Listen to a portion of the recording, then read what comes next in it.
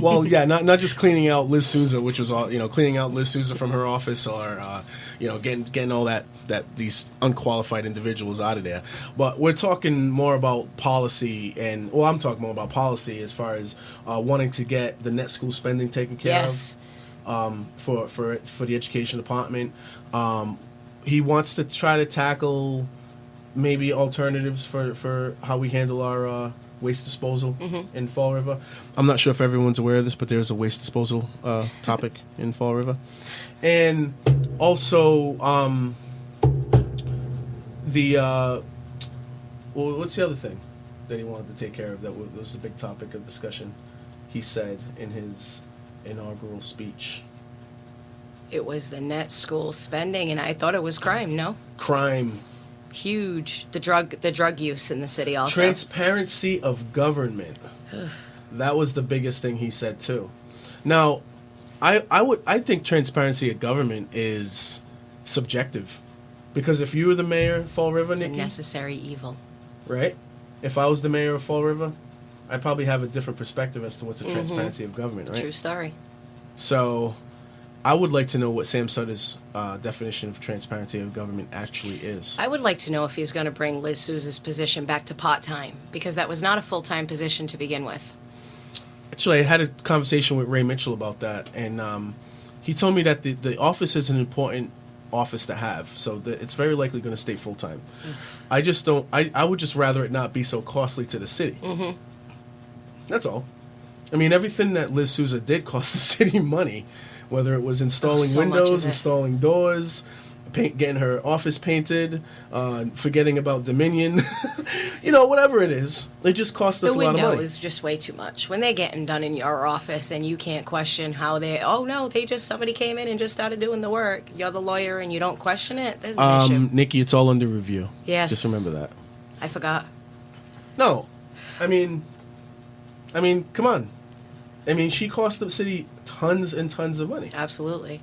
So if Sam Sutter decides that he wants to go and keep that position full-time, my guess is I have a little confidence in him when it comes to certain topics, and I think delegation is one of his strengths. So we're going to see what he can do, or what he's going to do as far as that goes. The waste disposal problem. Ken Pacheco came up with an idea to do a transfer station. Said it could be productive to the city. Ken Pacheco's been doing this a lot longer than anybody else, right? He's very green, Mr. Sutter. Sutter's green, but, Ken Pacheco, I mean, there's people that like that guy, there's people that don't like that guy out there. He's a polarizing figure for those that pay attention, but... Be interesting to see how they work underneath a new mayor. We've had Flanagan here for 5 years, so... It'll be nice to see what happens. Flanagan was ready to appoint DPW people to sift through trash and start handing out fines. How horrible.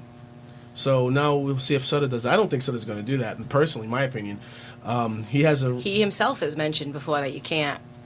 Right, he said it in the debates, but how much do we take debate promises? Well, court of law, like if you get in front of a judge and it doesn't work. Although that gentleman you said did get fined, right? There was a person, I'm not going to say his name, but he was posting up on Facebook and whatnot, saying that he got fined $300. But there was more to that, because he ended up also... What happened was that whoever it is that dropped the trash in his bags and in his bins, they didn't use purple bags. But they also put a mattress next to his trash as well. Mattress. And he got fined $300, and he challenged it in court, and he knocked down to $75. And I don't think he should have paid the dime anyway, because it wasn't his trash. Yep. But it is what it is. So we got to see if Sutter's going to be continuing this trend. It's a profitable trend. It really is. It's profitable to the city to just put the hammer on people. It depends. Saying that, but you have to go across the board.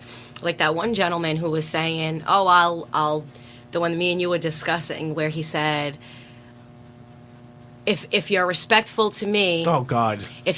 How did he word it? If you're respectful to me, I'll go out of my way to do my job. But if you're not respectful, then... This was... And I don't have no problem saying this. This was a DPW person. A DPW employee. Yeah, he was an employee, like a worker, who was like, if you show me respect, then I won't write the fine for Yeah. you and this, that, and the other. And he just, to me, it just showed cronyism. It just showed like the mentality of people when you give them a little bit of power and what they do with it. And I asked him to elaborate, just to be sure, to be clear of what he was saying. Are you saying if somebody is not nice to you that you're going to fine them? Like, Absolutely. what, say that they had a trash bag in their trash. My Because how message easy to would it that be for guy that? my message to that guy was, why not just be a professional no matter who is in front of Exactly. you? If you're a professional no matter who you're in front of you, it's going to work out the best for you.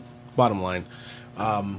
This whole fining business anyway is just out of control. Nobody should be fined for doing what they need to do to make their ends meet. Nobody should be fined for that. It's trash. They should just come up with something that's universal for everybody to follow, rather than what only a few people can follow or what some people can follow. And on top of that, stop making it punitive and stop making it about, the city needs its money. Like, get out of here. No, screw that. It's profitable to fine people for the city, for the government.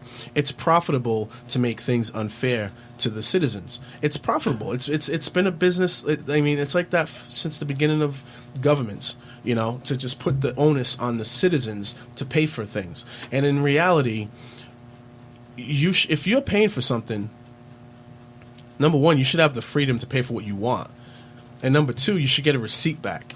And that means that if you're paying taxes and you don't know where that money's going, I don't think you should be paying them. Exactly. Truthfully, you're paying for something. You need to get a receipt back. That's the way I look at it. That's why we have such a bad taste in our mouths when it comes to the government. Because number one, there's no accountability, and number two, you don't get a receipt for what you pay for. You don't. And matter of fact, when they want their money, they have no problem going in your pocket and taking it. But when you need something back in return, you might as well have to jump through 16,000 hoops to get it back. And I'm not. This is fact. This is not me being bitter and blah blah blah blah blah. This is really more about the fact of what we see in front of us. And that's what we see in front of us. Will Flanagan said, hey, we need $3.5 million. I'm going to put it into this fiscal budget. And guess what? You guys are going to pay for bags because you got to make up the money. And then if you want to privatize, I'm going to get my money any way I see fit. He actually, he didn't say it the way I'm saying it, but he said it that way on an interview on that radio show that we're not going to talk about. The thing is, he said that to people. He said it. So when you have a mayor saying, I'm going to get my money any way possible, any way necessary, whatever it is you want to say, of course the people are going to buck back. Are you kidding me? We're just going to sit there? We're going to sit there and let you do that? Absolutely not. It's not going to happen. It won't happen if Sam Sutter does it either. I can guarantee you that. It's not going to happen. And at the same time, he's telling you he wants his money. He's giving other people raises. Oh, I want my money. That's the part of it. I want my money, but yeah, we're gonna it's so give important this one a raise. to the city of Fall River to charge for the bags, Right. but I just gave Liz Souza and the other one a raise. That doesn't make any sense to me. So net school spending, right? Yeah, net school spending. Net school spending by $3.1 million was shortfall for the school budget.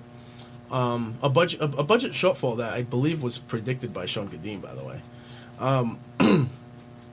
And then you have you got a school system that's improving. I get they can make the numbers work anyway. I don't think it's improving.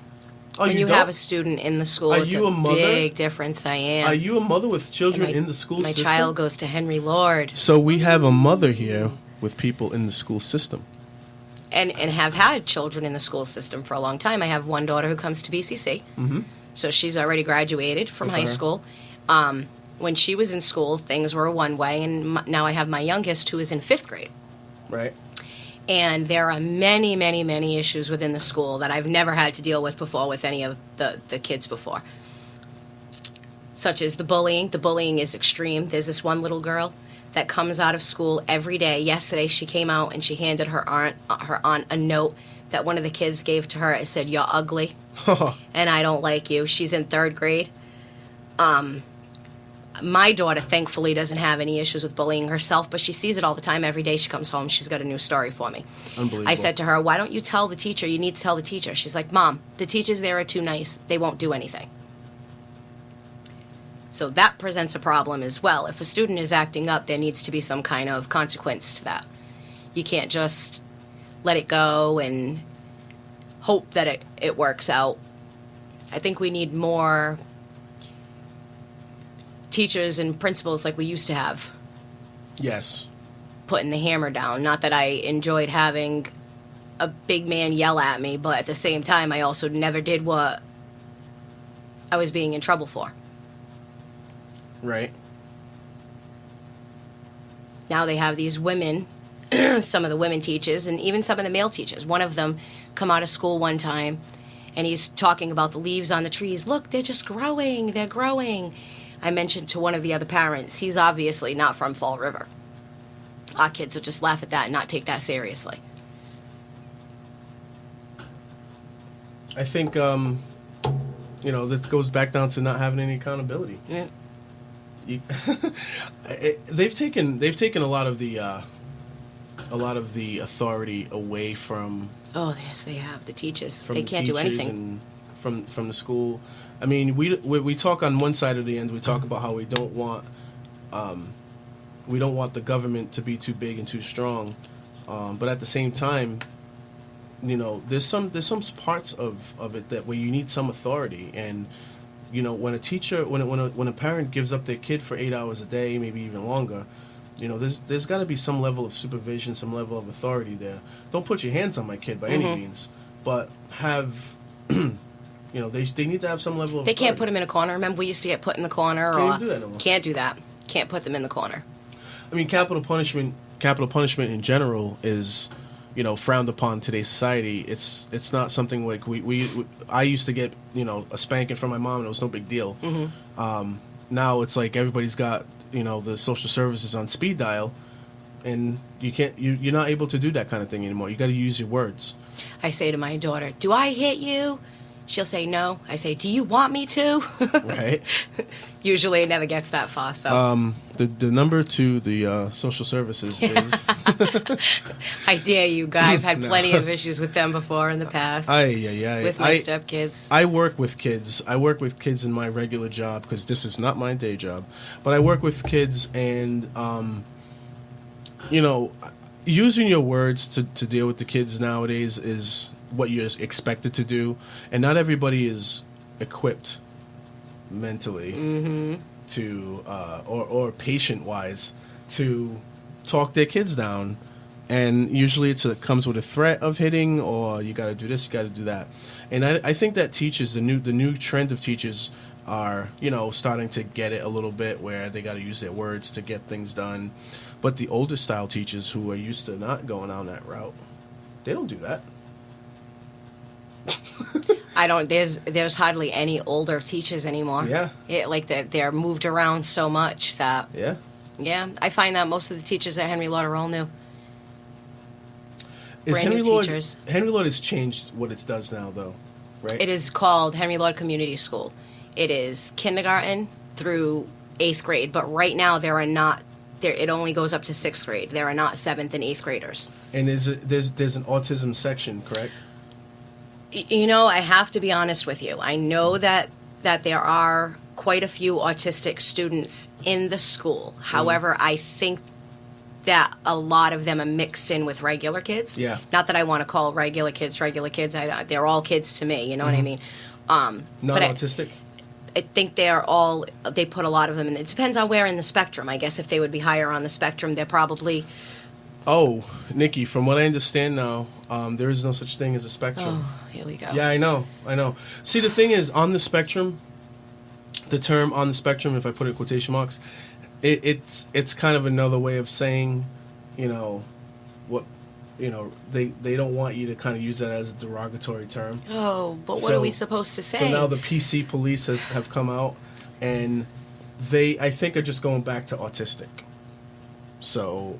But there's different levels, so they're going to have to figure that one out. There's different levels. The kids that I deal with are more on a behavioral level. Mm-hmm.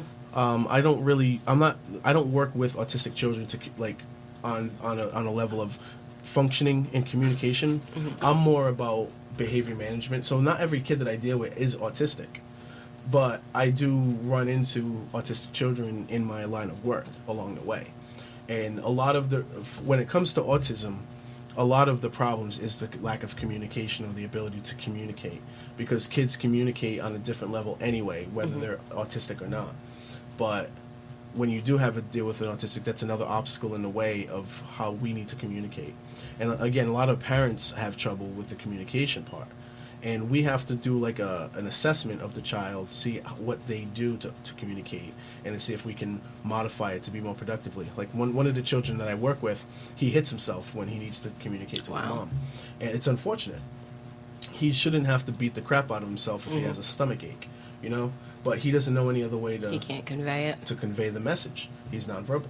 So we're working with that. And that's one of the hardest things in the world to do is to work with a child to communicate when all the child knows is to beat itself up. So when you deal with that in the school level and you have a parent who's not happy about it, you know, what do you do? What does a teacher do? What does a Meg Brown do? Like, you know? Yeah, I'm at a loss for that one because I'm lucky, like I said, when my kid doesn't have any issues, and my kid, she's so understanding. You know what I mean? Like, I'm glad that she's in a class with a bunch of different kinds of kids and kids at all different levels, because then she knows how to, you know, I'm not going to not like that person just because they're not on the same level as me. She's a little more understanding toward everybody. So like I said, she doesn't have problems herself, but she knows so many kids. There are kids with behavioral issues that aren't autistic. Then there are kids who are autistic with no behavioral issues, and then you have kids who are autistic with behavioral issues. And you have you have a school system where the money is a little top heavy. I might be speaking very a little top sarcastic heavy. on it. So you have the money in the system already. Now, how is it being distributed? Would you say it's been distributed fairly? Not at all. So that's maybe another thing that Mr. Sutter has to look at, and the school committee has to look at. School committee's always asking for money, right? School committee wants more money. But they're going to be building a new high school pretty soon, so the money is going to be spent right into the new high school. So the allocation of that fund of those funding,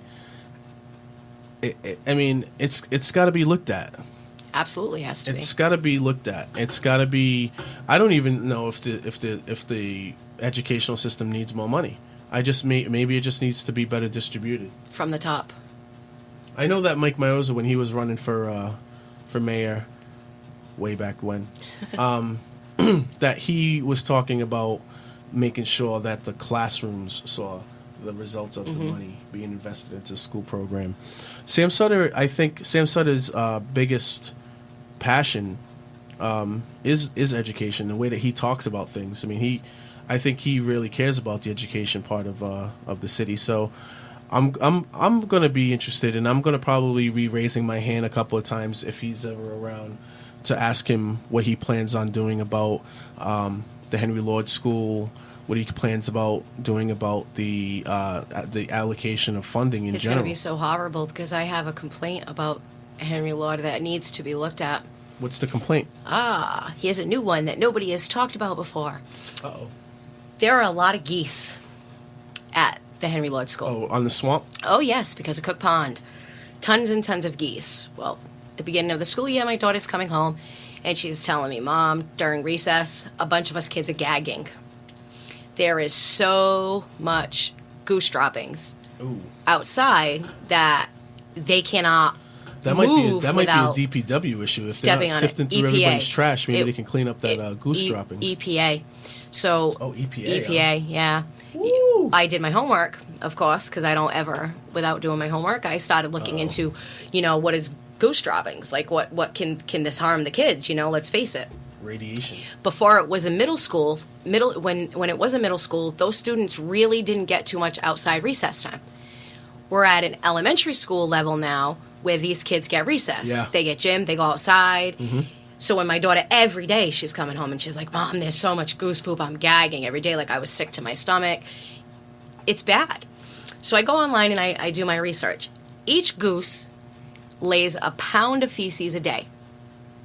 A pound a day. What? A day. You figure if you have 20, let's just say 20 geese every day, that adds up. That shit adds up. Are you kidding me right now? So then I look into how can we get the geese off the property? You're never going to get the geese off the property because it's near the swamp, near the pond. These kids are being poisoned out there. Right now. I don't even think anybody's even realized I it. don't know if I don't know. It's a new issue. This isn't really funny. It's a new issue. Wow. Yeah. So who have you contacted about I this? haven't contacted anybody just yet because the recall, the election, I knew I wasn't going to get anywhere before the recall All right, election. let's not get Pat Casey on us. Don't stop blaming the recall for everything. I just knew I wouldn't get the attention. Being part of the recall, I didn't want to.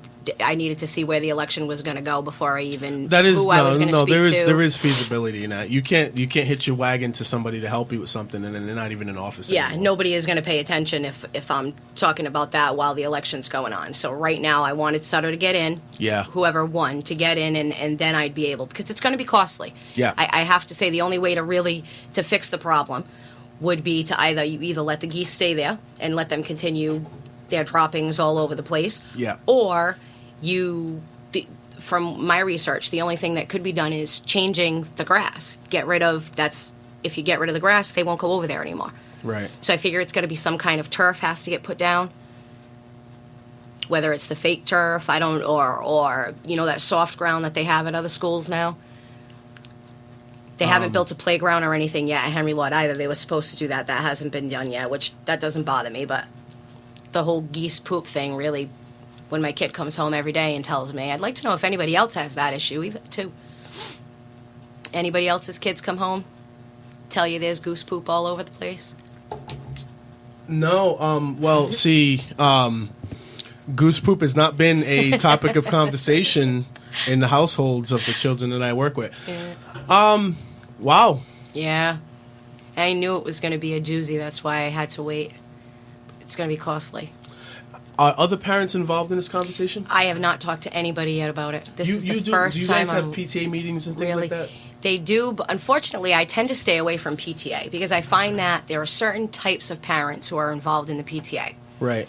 And again, I'm a big believer in everybody needs to talk. Everybody has to have their say. Voice, right. And I find that in the PTAs, it's not exactly like that. There are a lot of schools, a lot of children at Henry Lord.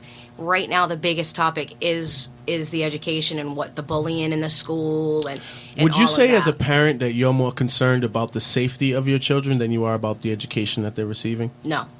You care more about the education they're receiving? Yes. Because you feel like your child is safe.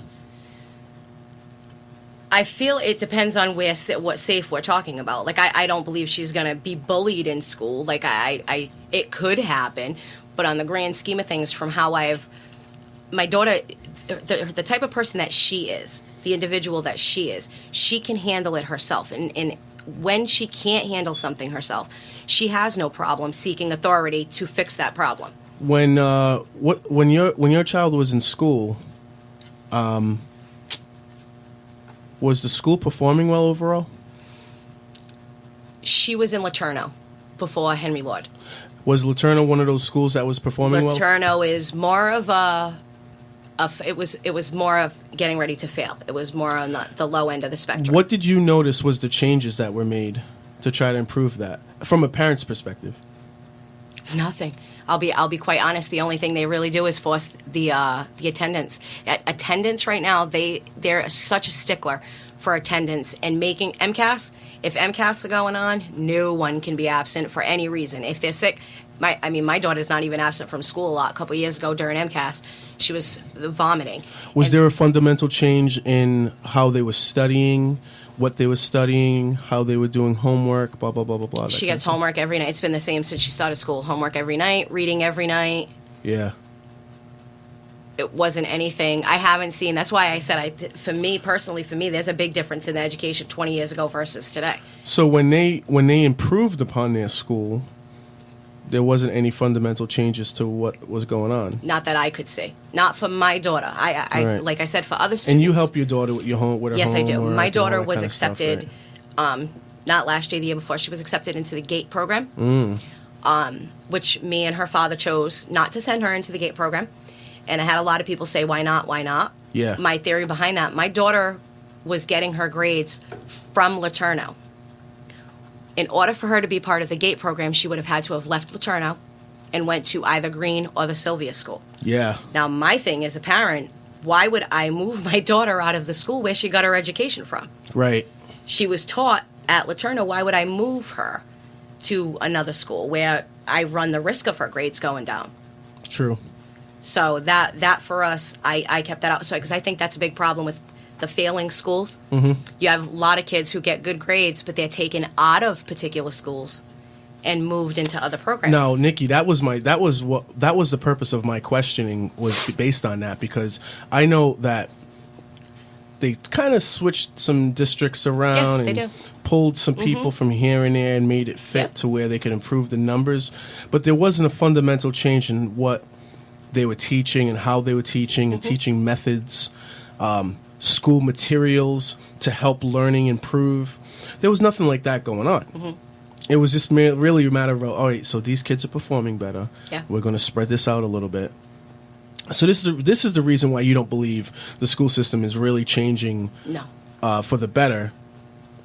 And we're still going to be stuck with a lot of low graduation rates, low They may high school graduate. to college. They may graduate, but their grades are not going to be. So they're getting high pushed up there. through. Yes. Well, what about the MCAS though? Isn't that standardized? Poppycock on the MCAS. I don't believe with the MCAS. We took it. I took MCAS in school. No, I guess my question is, They put too much emphasis on it. they do put a lot of emphasis on it. I mean, they didn't. I just got out. I was at 98. I think they started the MCAS like 99, 2000. No, they had MCAS when I was in school. They did it every 4 years. They didn't do it for me. Yeah, I think maybe they were just starting They it were back then, implementing it. but it didn't have as much of an impact as it has now. Nah, it was stronger than. And it is MCAS. People are saying, no, that's another test. No, I still have my paper at home. I'll pull it out for anybody if they'd like. No, I guess my point is how can they improve upon MCAS scores just by switching kids around? Is that all they're doing? No, I think when they switch the kids around, it's so one particular, and forgive me for saying this because people are going to have flack for it. A lot of the South End schools, I know how many people. I just looked over at the 10 people that are listening. You all are in for it I right now. appreciate you 10 people that are listening, Hey. though. I appreciate it. You all are in for it right now. Go ahead, Nikki. Tell them the situation. Don't lose track of what you're going to say. I just think that a lot of the times they want to move the smarter kids to particular schools that have better grades. The failing schools, such as Henry Lord, they had no problem closing Henry Lord when they closed it. And the only reason they closed it was because it was a failing school. That, to me, you're failing our city when you take a school that's failing and you just close it and move the kids around. That school hasn't done well since I was there. How and that's the thing. Like, how do you just closing it isn't going to fix it. Just moving the kids around is not going to fix it. There's a deeper problem. Absolutely. A deeper problem. It's No, not just the kids. That was my point, and I think that's the point of the money when we talk about, and Mike Mioza said it, and again, Mioza is a city councilor. He doesn't have to be the mayor to have an impact. Right. You know what I mean? He is who he is. He was one of the first people to say that the kids in the classrooms and the teachers in the classrooms need to start seeing the results of all this education spending that Fall River does. And we're not seeing it. We're not seeing it in the classrooms. We're seeing it in the administration part. And again, I was accused last night by my friend of trying to demonize administration. And, I guess, you can take it any way you want, my words. But I feel as though that the administration side of things has a vested interest in letting people know that the schools are doing better. The schools are doing better. The only way to improve the economy in this city, in my opinion, is by making education and crime attractive. Meaning, education needs to look, like it's doing well. Crime needs to look like it's going down. But the way to do it isn't to just tell the public from the administrative side. You have to get a consensus, not just from the administration. I think it matters to hear it from them, but also from the students and also from the parents that are involved in their child's education.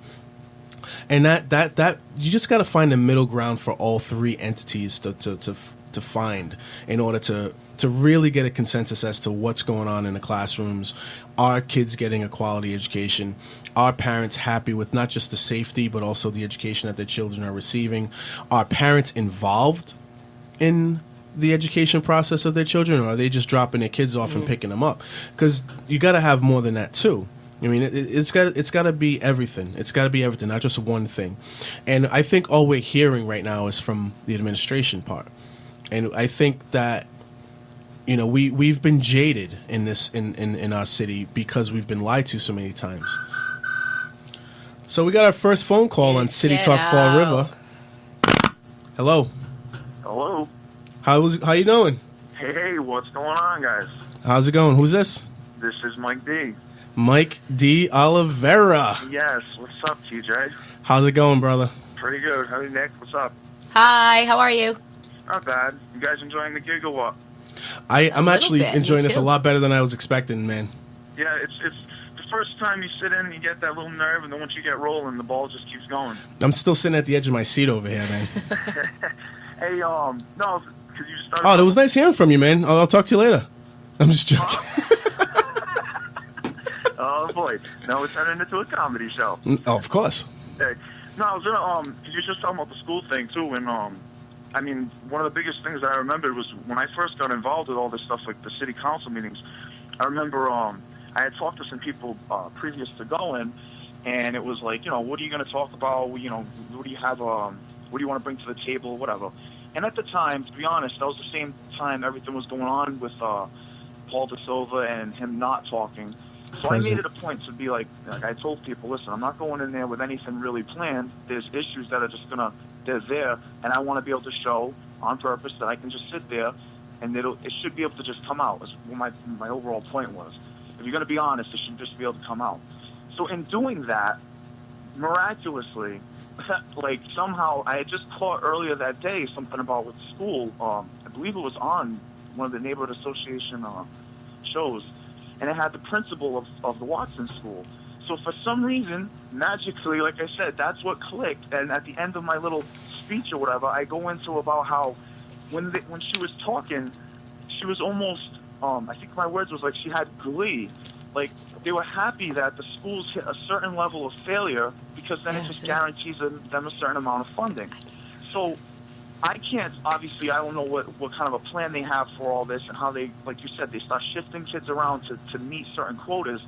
But at the same time, when they're shifting the smart kid to the smart school and they're shifting the other kid to the failing school, they look at this as it's a way for revenue. Yep, I agree.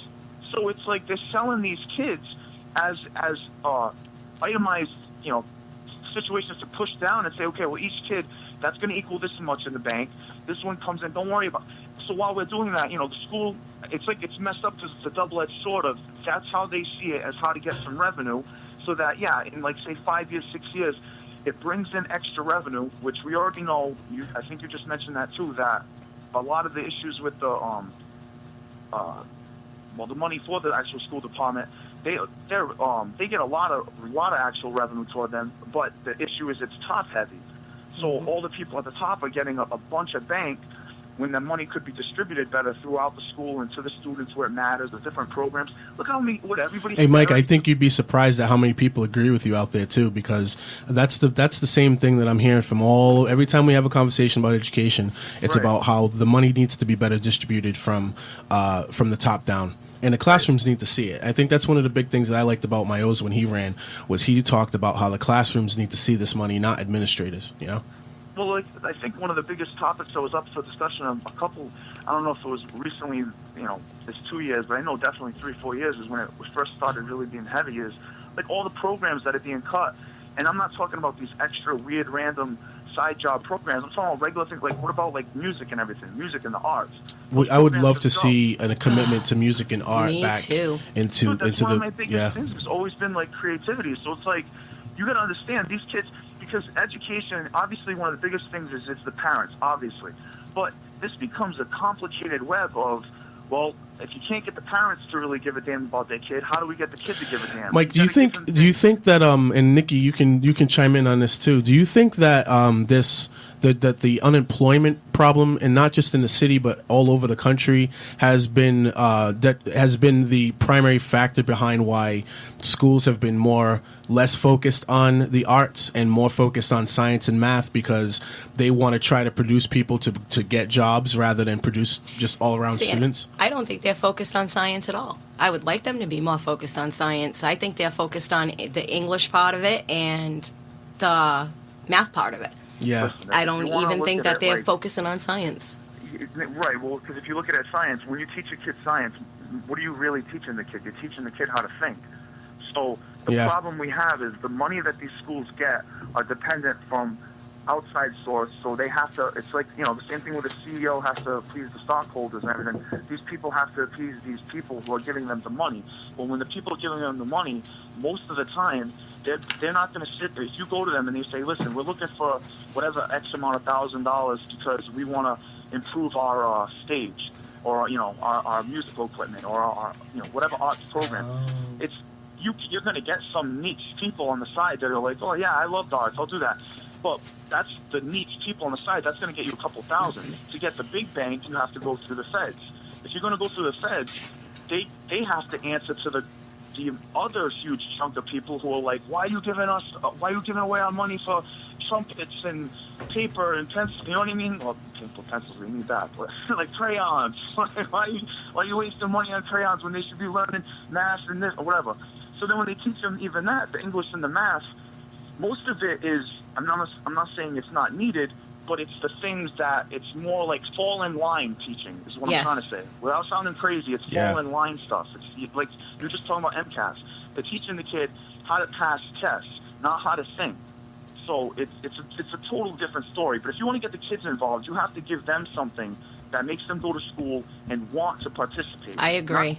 So that's where the arts and stuff come in. So, I mean, the unemployment thing is a good point. It's definitely in there. But this is so stupid because it's so complicated. And the only reason it's so complicated is it comes down to where do they get the money from. And my point, Mike, is that I don't think it's helped employment. No. You know what I mean? No. Yeah, I don't think it's helped employment to have a bunch of people that just know how to pass a test or know how to standardize themselves to a test. I think that we really need to start focus on the learning part. Like you were saying, you're learning how to do things. You're learning how to piece things together as a child. That's the best part of growing up is the learning part of it. Absorbing the information, piecing things together. And I'm not saying that that's not happening at all. I just think that we're getting away from it a little bit when we start to try to fit somebody that's a triangle into a square. Mm-hmm. Right. You know? Like, if this kid grows up as a triangle, then we should be finding things that this person fits into rather than forcing him into something else. I would love to see a vocational middle school. Imagine that. I would love it. Could you imagine a vocational middle school? Well, they talk so much. Let's bring all these companies, technology, and bring them in for what? We don't even teach our kids anything about technology. All these job problems that we have in the city. I found myself wanting to be a diamond student when I got out of the military, because I was in the military when I graduated Durfee, 98 to 2007, right?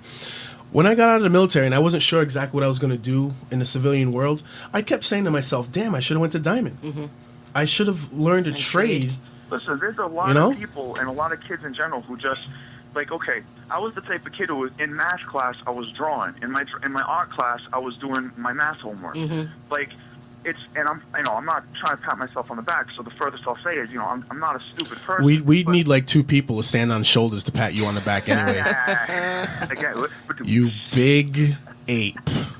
No, listen, what I'm saying is, you got kids who, they're not necessarily stupid, but when you, like you said about a triangle and like a square peg and a triangle, when you sit a kid down and you say, listen, this is what you need to do, this is what you're going to do, and that kid has no aspiration to want to do that, he has no heart in that, all it is to pass a test, so by the end of, even if he does what everyone else wants and gets through school, once he's out of school, he's left looking at the world like, what the hell am I going to do? I guess this is what I'm supposed to do. But you know what I mean? It doesn't, you don't feed. That's what you're getting at is when you were talking about putting a kid in feed what the triangle's good at. That's what we have to do. But guy, we're talking about things that are like so monstrous in size of how to actually put it together. I was gonna say the best thing we can do. We have to stop looking at the schools to be like, well, you do all this for us, because they're not going to be able to, because they're so dependent on federal funding and state funding. Right. So they can only do what the politicians tell them. So what do you think? You think privatizing schools is a better option than publicizing them? 100%. But then who can afford that? That's a different issue. Then it comes down to who can afford it. Exactly. Right, but wait, see, now I'm saying we need to take this a step further, and I understand we're all just starting with this, but if we can continue to keep feeding the momentum of what's really behind, like, a lot of what we're doing, like this quote-unquote the movement thing, like with the quote-unquote recallers and everything. Wait, there's a recall? No, they kind of passed. It was a good deal, though. It was a fun time. Yeah, it was good. Romper room. If we can feed this, because a lot of people were in it for more reasons than just, like, I always tell people, I was just telling someone last night that the mayor, that was just the head of the snake. Well, yeah, Jordan. His number one thing was never about Flanagan. Right. Me personally, it was all about Flanagan. I mean, we all were in this for different reasons, but we ultimately were able to join hands on the one person that we wanted out of office. You say that about yourself, but even knowing you and just how you just were talking just now today, think about what you might have gotten in it with that focus, but then once you got in it, your own self started to pay attention to everything else going on. Yeah, man, I wanted to make sure that we never lost focus of Flanagan, because we spent so much time arguing about politics and politicians that we started to, like, not me and you, but, you know, as a group, started to really veer off of, like, what we were doing as far as the recall goes. And we had to realize that if we argued so much and got away from Flanagan so much that we ended up losing the recall, we would have lost all our momentum to do the other things in life that we wanted to do for the city. We wouldn't have the credibility as people to get involved in other things like trying to improve education, trying to improve upon the waste disposal, or any of this stuff had we been looked at and laughed at for not following through on the recall, you know. 100%. So that's the reason why I felt like we should have approached this as like a boxer. And Nikki's probably laughing at me right now because I'm in my fighting stance right now. But we needed to knock down opponent after opponent one by one, rather than trying to mass and form this big thing in order to go after it. You want to know why too, Mike? Because we don't all agree on how to go about this. Right. So no, you're talking about specifics. That's why, and I'm with you, because like I know exactly what you're talking about. How many times did we sit there for like at least the first 2 months for sure, having to constantly explain to people that this was even possible? Right. Like, they just kept saying over and over. Like the famous question I loved all the time was, "Who's even going to run?" Right. How's that looking? Actually, I asked that same question. I'm like, oh, so all right, we get Flanagan out. What are we going to do after that? That was irrelevant. And I didn't even worry about that. Those people, though, I don't know what you're talking about. No. I was asking that question early on because my thought process wasn't expanded yet. As far as what we were really trying to do was not just get Wolf Flanagan out of office. We're trying to fix the city, bro. And I get it. We started this, like, we got into it for different reasons, but what I'm trying to say is once you get into it, and yeah, we're all going to have different like specifics that we like and don't like, but for the most part, we have a general nest of people, and it's growing, and just talking to regular people, you can get them to see that that's the main goal, is to just better Fall River.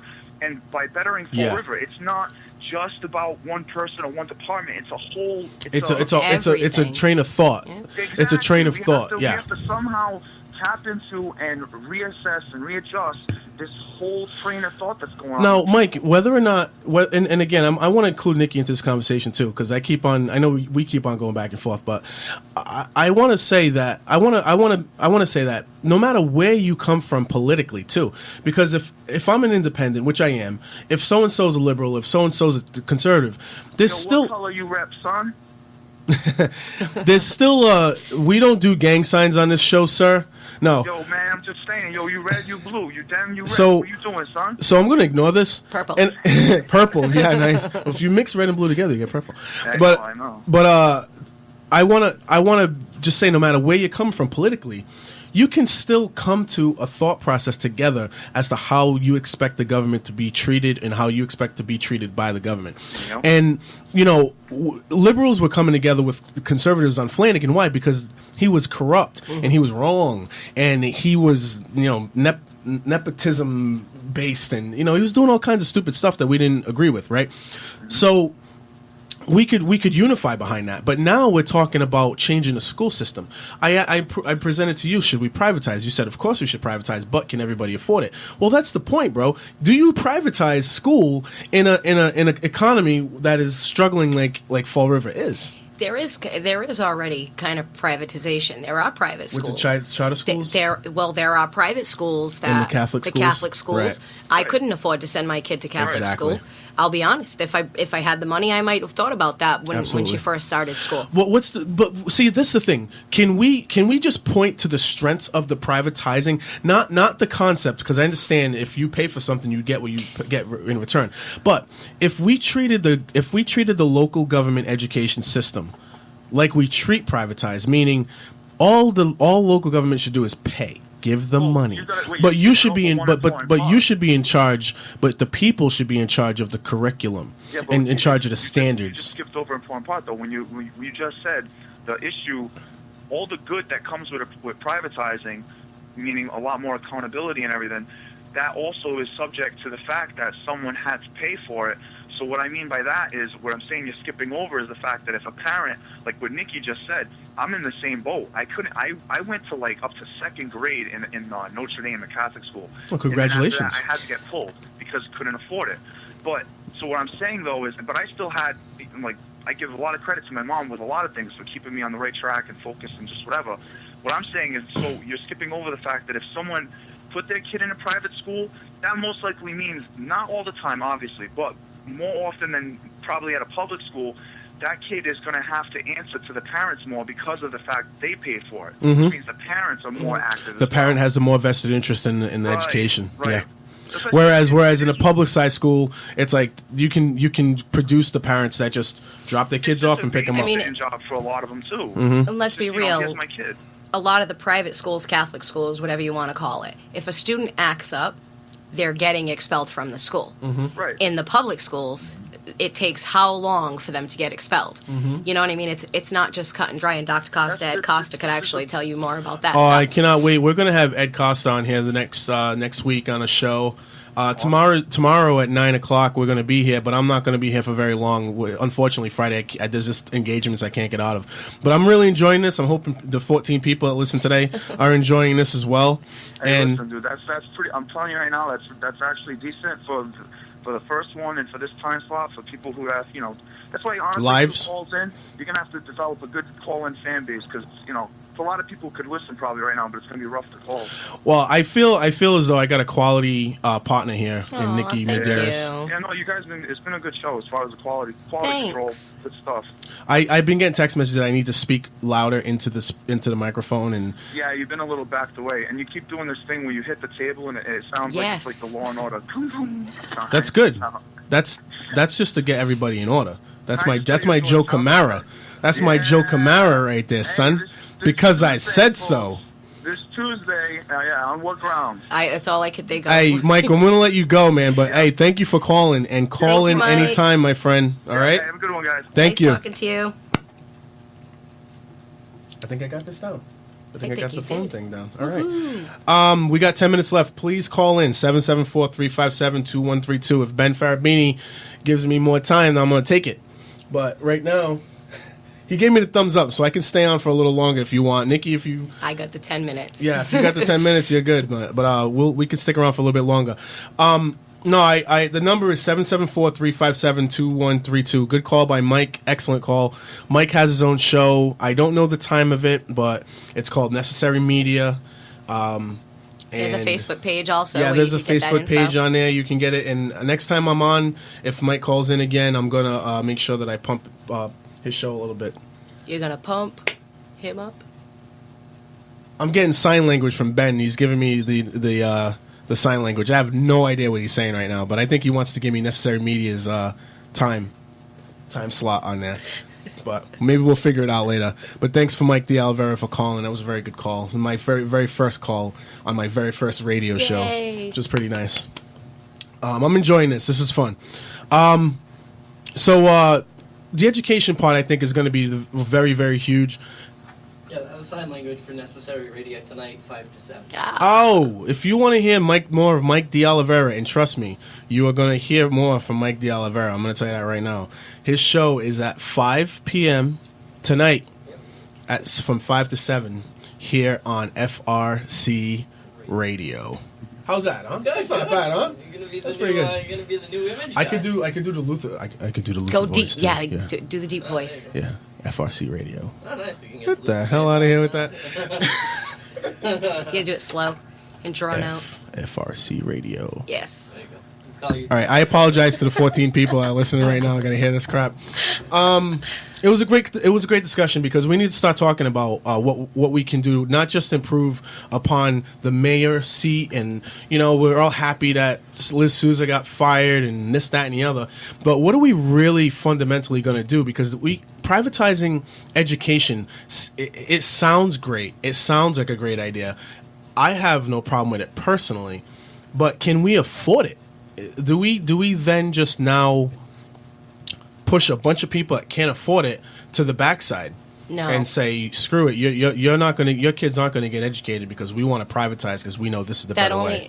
For me, that only makes everything farther spread apart. So not everybody would have the same opportunities, and I understand that some people could afford it, but then the real answer isn't just to privatize, but to improve upon the public school.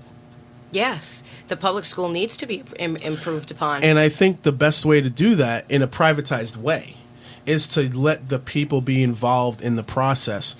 We depend too much on administrators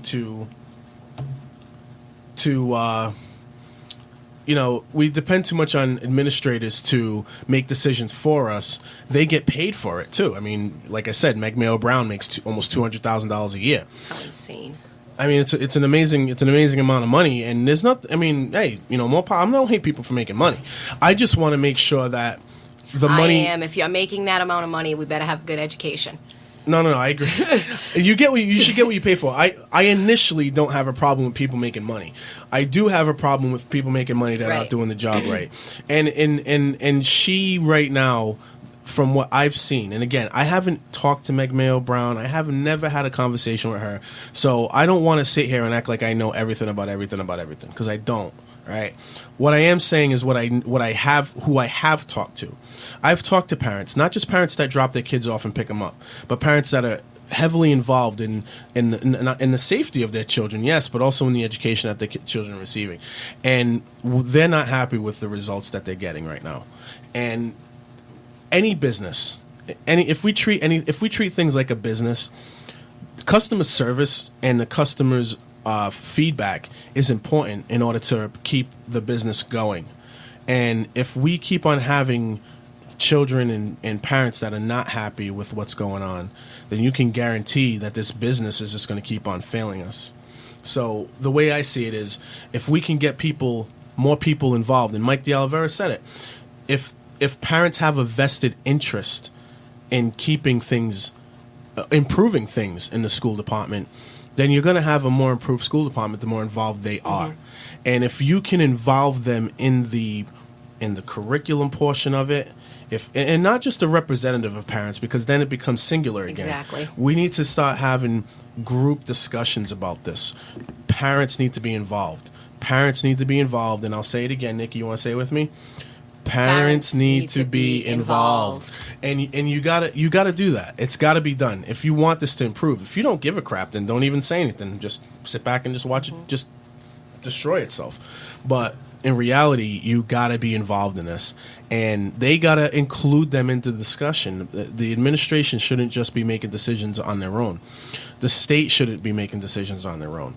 I think we need to start getting parents involved. And if parents want their children to learn violin in school, if they want their children to learn arts, then they need to start bringing that back and stop worrying about just standardizing to what the state wants. One of the best things ever about Henry Lord Middle School when I went was the talent shows that were mostly done by Mr. Mike LePage. I don't know if anybody knows Mr. Mike LePage. Hell yeah. Do you remember Salfastib? Yeah. Seems, appears, looks, feels, smells, sounds, taste, becomes. Yep. Nice. See? Things that stay with you. You guys were all the nerds that were playing instruments when I was being cool. I did not play an instrument. I sang. I got up on stage and sang. So while you were trying to get on Glee in Perfect Pitch, Part 1 and 2, I was trying to become Michael Jordan. That didn't work out so well because I stayed 5'6.5". Stinks. You didn't play on a very big court either. I should have just learned how to play the violin. Jeez. See? Leave me alone. The things we know now. It is what it is. This is why my daughter plays the violin. Beautiful. No, actually, isn't it true, like, if you have your child listen to classical music at a young age, their learning capacity starts to expand a little bit? Isn't that like studies? That's what they say. Yeah. My daughter is just a general smart kid anyway, not saying that just because she's my daughter. She loves to learn. Your daughter is part of the Medeiros clan. True story. The Medeiros clan. And there's a lot of us. You need like 300 members to be a clan. They got like 600 people in their family. Every single one of them looks beautiful too. It's ridiculous. I hate that family. We love you too. They do love me, actually. It's funny. We do. All of us. It's interesting. Good people. This is going to be the show. Me, Nikki Medeiros, and we're going to have Edward Costa on, spelled co-star, but his name is Costa. We're going to have him on next week. Hopefully, he's recovering from surgery on his eyes. He's got like cataracts or something like that. So he can see. Yeah, he wears glasses the size of Canada, so hopefully he can come back from that. And we're gonna be doing this. I'm enjoying this. This is gonna be fun. So, this is a free speech radio show, and you could talk about anything. You could swear. You can yell at me. You can tell me you hate me. You can tell me you love me. It doesn't matter. It doesn't make a difference. And we welcome everyone's opinion. Yeah, that's it. You don't have to agree with me, and I'd rather you not sometimes because it makes for a more better discussion. You know. But we're gonna be doing this every Thursday at 9 in the morning till 11, and Fridays, as far as I know, it's 9 to 10. But we're gonna try and squeeze another hour out of it. I think Ben's looking at me. Is he looking at me? No. Good. We're gonna try and squeeze another hour on Fridays, and do 9 to 11 on Thursdays and Fridays, and we're just gonna give you an alternative from any the other radio stations any other station, the most dangerous radio station. Get the hell out of here! And then you got the Intuition. Ooh. We need to come up with our own jingle. I will never I don't care who is my boss. I am never ever going to sell myself out. I'm gonna tell you this right now. I had a conversation about this last night. I'm just going to say this right now. There's a person on another radio station that promotes, oh, you got to eat non-GMO foods and you got to eat healthy and, watch out for the aspartame in diet soda. And then turn around and do a commercial for a restaurant that sells all that crap. So what I'm saying is, don't sell yourself out. It don't matter.